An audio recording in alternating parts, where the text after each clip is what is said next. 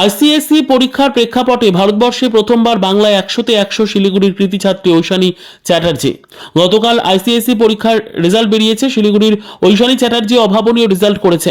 গোটা ভারতে সে অষ্টম স্থান অধিকার করেছে। তবে উপর্যুপরি বিষয় হলো, গত 10 বছরে আইসিএসসি পরীক্ষার ইতিহাসে সেই হলো প্রথম এবং অনন্য যে বাংলায় 100তে 100 পেয়েছে। স্বাভাবিকভাবে এই সাফল্যে খুশি গোটা শহরবাসী।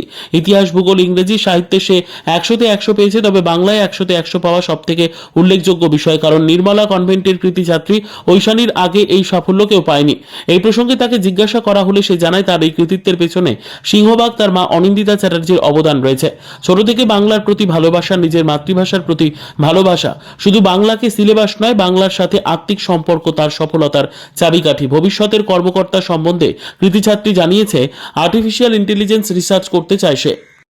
খুবই ভালো অনুভূতি হচ্ছে। তো যখন আমি রেজাল্টটা দেখলাম, সবার আগে আমার মা বলল যে মা তুই বাংলায় 100তে 100 পেয়েছিস, তো তখন থেকে এখন অব্দি মানে খুবই ভালো লাগছে।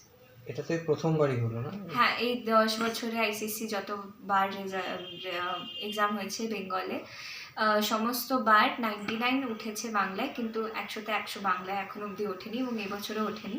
তো আমি একা পেয়েছি। এত ভালো রেজাল্ট, কি বলবে কেন হলো? খালি কি পড়াশোনা, না এর বাইরেও কিছু স্পেশাল ছিল?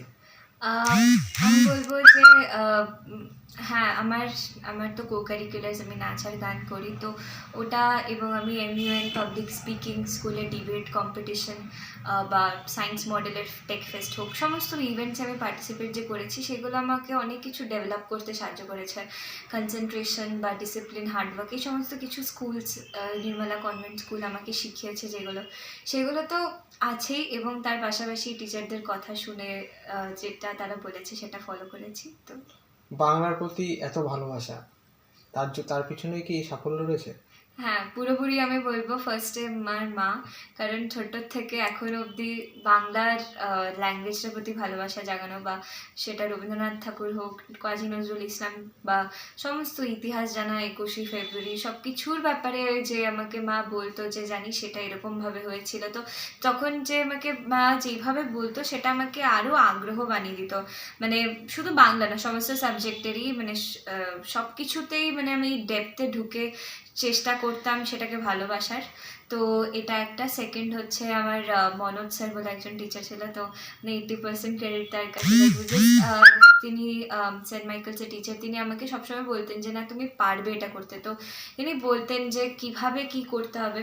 মানে মনোজ স্যার এবং স্কুলের আমাদের সুনন্দা ম্যাম আছেন, সুনন্দা ম্যাম মানে ক্লাস 5 থেকে 10 অবধি ম্যাম আমাদের স্কুলে পড়িয়েছেন। তো ম্যাম সবসময় বলতেন যে এটা এইভাবে লিখবে, এটা এইভাবে লিখতে হবে। আমি ম্যামের কাছে খালি স্টাফ রুমে যেতাম, ম্যাম এটা এত বাজে মার্কস আসছে এখানে, এটা কেন এটা কেটেছে, তখন বললে যে এটা এখানে কাটলেই তো তুমি শিখবে। তো ওই কথাগুলো আমার মনে পড়ে, আমি যে এত কিছু শিখেছিলাম এই দুজন মানুষের থেকে এবং মায়ের থেকে।